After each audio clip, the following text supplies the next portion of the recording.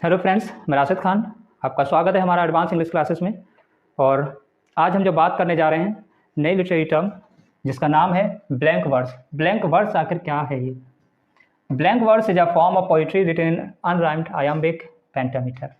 अब देखो, इसमें आपको क्या ध्यान रखना है, ब्लैंक वर्स क्या होता है? अनराइम्ड होता है, यानी कि इसमें राइमिंग नहीं दी गई होती है और पेंटामीटर में लिखी गई होती है। पेंटामीटर मतलब 5 आयाम और 10 सिलेबल। सिलेबल तो 10 होंगे, लेकिन वो राइम वर्ड उसमें मैच नहीं करते होंगे, उसी को कहते हैं blank words. Consisting of lines with 5 metrical stresses, यानी कि 5 मेट्रिकल स्ट्रेसेस का मतलब 5 आयाम। ठीक है, मेट्रिकल स्ट्रेसेस यही होते हैं, आयाम 5 है, यानी कि 5 आयाम होंगे। पेंटामीटर में ये दिया गया होगा।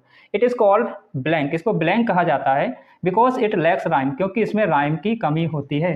इसमें राइम वर्ड नहीं दिए होते हैं, राइमिंग स्कीम नहीं दी होती है, तो उसकी कमी है, इसलिए इसको ब्लैंक कहा है। वर्स इसलिए कहा है क्योंकि पोइट्री फॉर्म में है। तो ब्लैंक वर्स यानी कि ऐसी पोइट्री फॉर्म जिसमें कोई राइम स्कीम नहीं दी जाए, वो हमारा होता है ब्लैंक वर्स।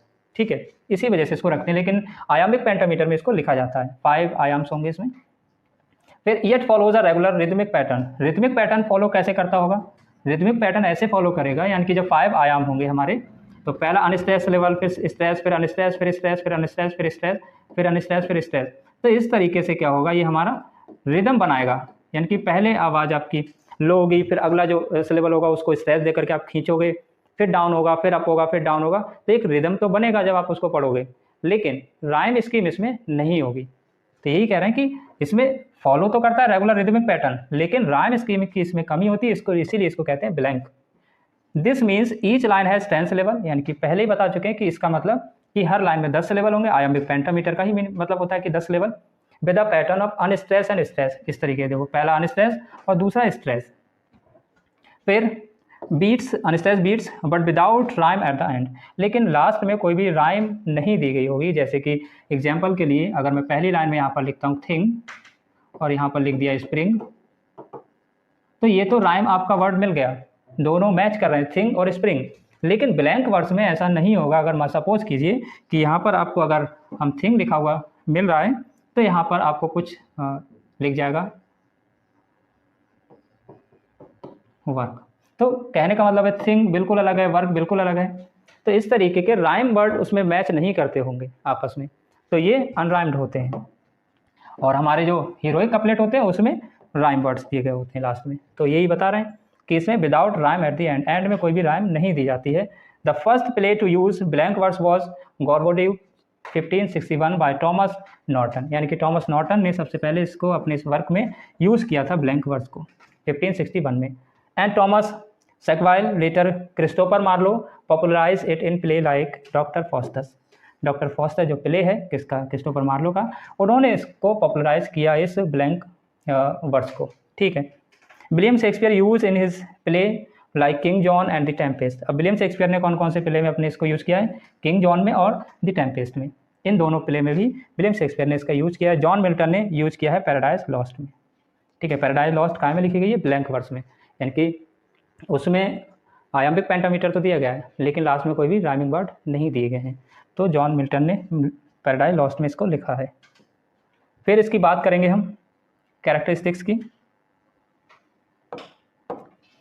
अनराइम्ड आयाम्बिक पेंटामीटर, भाई राइमिंग नहीं होगा उसमें, अनराइम्ड होंगे, पेंटामीटर में लिखा गया होगा ये।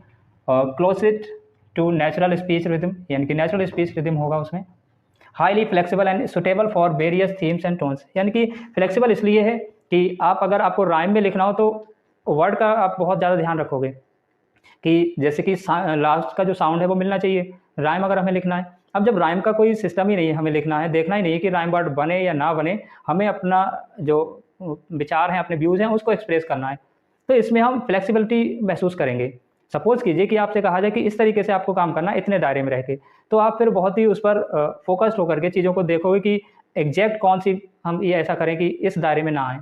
ऐसे ही लिखने के लिए इनसे बोल दिया गया कि आपको फ्लेक्सिबिलिटी है कि राइम वर्ड आप यूज़ नहीं करोगे, तो आप फ्री हो, आप अपने विचार को बहुत ही अच्छे से उसको एक्सप्रेस कर सकते हो। और कह दीजिए कि राइमिंग वर्ड का भी ध्यान रखना है, आपको राइम लिखना है, उसमें मैच करना है, तो फिर आप एग्जैक्ट उसका वर्ड भी कि राइम वर्ड भी चेक करोगे कि इसकी राइमिंग भी मिलनी चाहिए और उसका मीनिंग भी आपको अपने हिसाब से रखना है। तो इसलिए उसमें थोड़ी सी बाउंडेशन या रेस्ट्रिक्शंस आपको देखने को मिल सकते हैं, लेकिन इसमें क्या है, फ्लेक्सिबिलिटी होती है। कि जब राइम वर्ड्स का कोई हिसाब ही नहीं तो फिर आप अपने हिसाब से उसको उस मीनिंग क्लियर करने के लिए कोई वर्ड लगा सकते हो, राइम से कोई मतलब ही नहीं है। तो वही कह रहे हैं कि सुटेबल होता है वेरियस थीम्स और टोन्स को के हिसाब से। फ्लेक्सिबिलिटी आपको इसमें देखने को मिलेगी। हिस्टोरिकल बैकग्राउंड की अगर इसकी बात करें, introduce in English poetry by Earl of Surrey, यानी कि अर्ल ऑफ सरे जो थे उन्होंने इसको इंग्लिश पोइट्री में इंट्रोड्यूस किया था, यानी ट्रांसलेशन ऑफ द एनीड, इसकी ट्रांसलेशन जब उन्होंने की थी तो अर्ल ऑफ सरे ने इसको यूज़ किया था 1540 में। It became the standard words form for Elizabethan drama, ये एलिजाबेथन ड्रामा जो था उसमें ये बहुत ही स्टैंडर्ड वर्ड्स बन गई थी उस टाइम पीरियड में। मेजर यूसेस एंड एग्जाम्पल्स की अगर बात करें, पहला है जॉन मिल्टन के पैराडाइज लॉस्ट, उसमें इसका यूज हुआ है। विलियम वर्ड्सवर्थ ने the prelude the Tintern away इनमें यूज़ किया है इसको, और टी.एस. इलियट ने द वेस्टलैंड में इसको यूज़ किया है। ठीक है, ये सारे इसके एग्जाम्पल्स हैं और मुझे उम्मीद है आपको समझ में आया होगा। ठीक है, तो मिलते हैं फिर किसी नेक्स्ट वीडियो में। Thank you.